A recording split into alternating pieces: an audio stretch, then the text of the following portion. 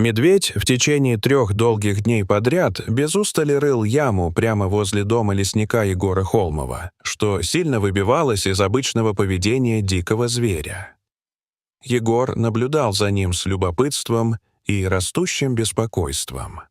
Этот зверь, обычно ведущий себя скрытно и неспешно в тени лесных деревьев, теперь работал на жаре под палящим солнцем, не проявляя признаков усталости или страха. Для Егора, привыкшего к лесным повадкам после многих лет жизни в этих местах, лишенным городской суеты, такое поведение выглядело странным, почти пугающим. Он задавался вопросом, зачем медведь тратит столько сил на копание именно в этом месте? Что может быть столь важным под этой землей, чтобы животное настолько упорно пыталось добраться до него? Вся эта ситуация наполняла Егора тревогой и неопределенностью. Жители соседней деревни Сосновка вскоре узнали о необычном поведении медведя, и тревога в их среде начала расти. Староста деревни, обеспокоенный возможной угрозой, неоднократно звонил Егору, требуя объяснений и призывая к действию. Женщины, опасаясь за безопасность своих детей, стали закрывать двери и по возможности избегать выхода в лес. Местная продавщица пестрела паникой и распространяла страшные слухи о том, что медведь — шатун, то есть агрессивный и опасный зверь, грозящий жизням всех жителей. Семен Рыков, жесткий и практичный охотник, приехал к Егору с намерением немедленно избавиться от гадкого животного, считая, что телефонные разговоры и размышления — пустая трата времени. Его взгляд и слова пронизывали решимость и готовность применить силу без лишних раздумий. Но Егор, несмотря на всю тяжелую ситуацию, оставался спокоен и тверд в своем убеждении. Этот медведь не просто шатун, у него есть причина копать. Надо понять, что именно.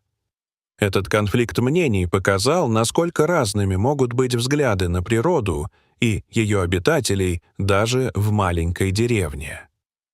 Однажды утром, взглянув в бинокль, Егор заметил, что медведь устроился у края ямы и устало смотрит на его дом глазами, полными не угрозы, а томительного отчаяния. Егор чувствовал, что за этим взглядом скрывается нечто глубокое и личное, что он должен выяснить. Чтобы разобраться в тайне, он посетил бабу Нину, старую местную жительницу, славящуюся своей памятью и знаниями о прошлом здешних мест. Она поведала ему о забытом хуторе, где некогда жил странный человек по имени Прокоп, который копал и строил что-то втайне от всех и однажды таинственно исчез. Его погреб славился своей глубиной и каменной кладкой, в котором якобы был спрятан клад или что-то ценное. Егор предположил, что медведь может учуять что-то живое или ценное именно там, и эта гипотеза дала ему первую ниточку для расследования дикой загадки. Когда Егор вернулся к дому, он обнаружил, что Семен установил коварную ловушку — капкан на тропе, по которой, как они выяснили, медведь ходил отдыхать. Семен не стал ждать утра и готов был действовать решительно, считая, что животное представляет угрозу. Егор, несмотря на всю опасность, спустился в раскопанную яму с фонарем и неожиданно услышал тихий, жалобный плач из глубины подземелья. В темном погребе, куда провалился медвежонок, звучал отчаянный зов о помощи. Егор сразу понял, что именно ради спасения своего детенка медведица так безнадежно копает землю, пытаясь пробиться к нему. В этот момент лесник осознал огромную силу материнской любви и побеждающей отчаянной надежды, которую не может остановить ни жара, ни усталость. Это открытие коренным образом изменило его отношение и стратегию. Со всем необходимым инструментом, ломом и лопатой, Егор осторожно пошел обратно к яме, где у края уже стояла медведица. Она смотрела на него внимательным, усталым, но не агрессивным взглядом, В ее глазах отражалась глубокая тоска и доверие к человеку, который помогает спасти ее дитя. Между двумя существами не потребовалось слов, чтобы понять друг друга.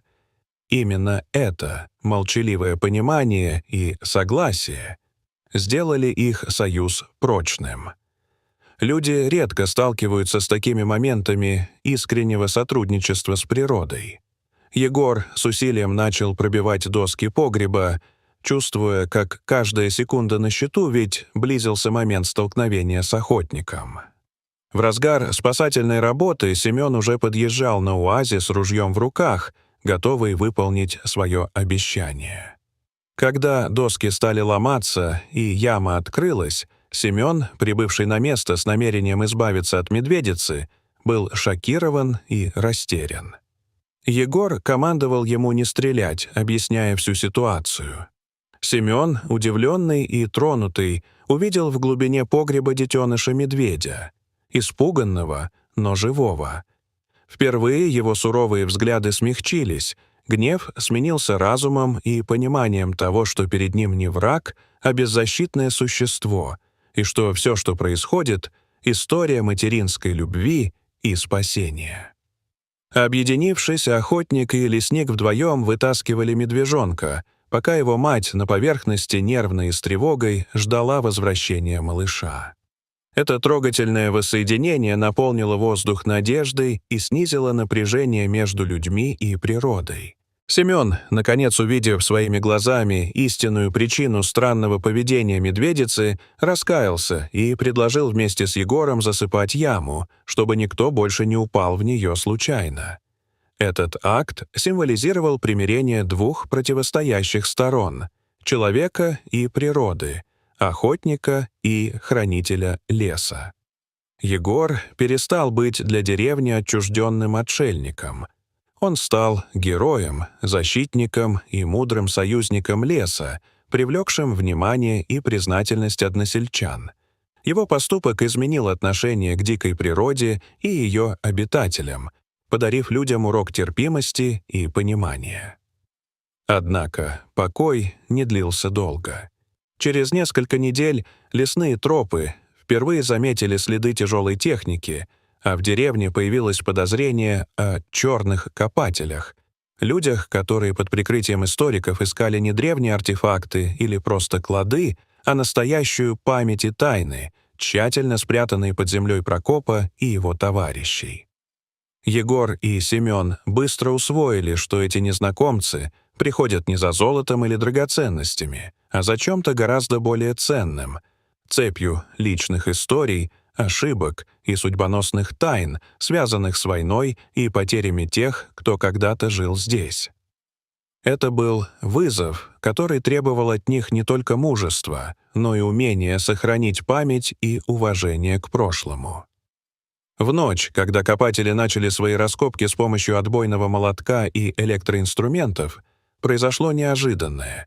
Гигантский лось, запутавшийся в старом капкане, ворвался в место событий, вызвав панику и бегающих в ужасе чужаков.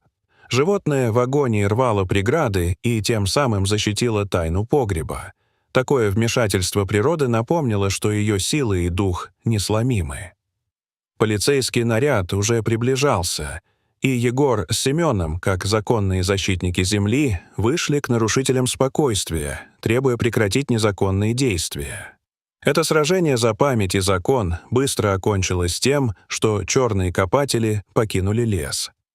Наутро найденный армейский ящик с письмами, фотографиями и церковными артефактами, указывающими на судьбы и потери военных, стал официальным экспонатом музейного хранилища. Для Егора главное сокровище — незабытая история, а личный покой и понимание того, что он стал настоящим хранителем этих лесов, их истории и душ.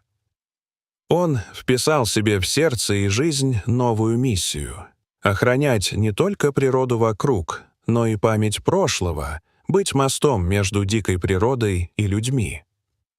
Семен и Егор теперь не враги, а соратники, а вся деревня — часть большой истории, в которой каждый нашел свое место уважения и уроки настоящей дружбы и взаимопомощи.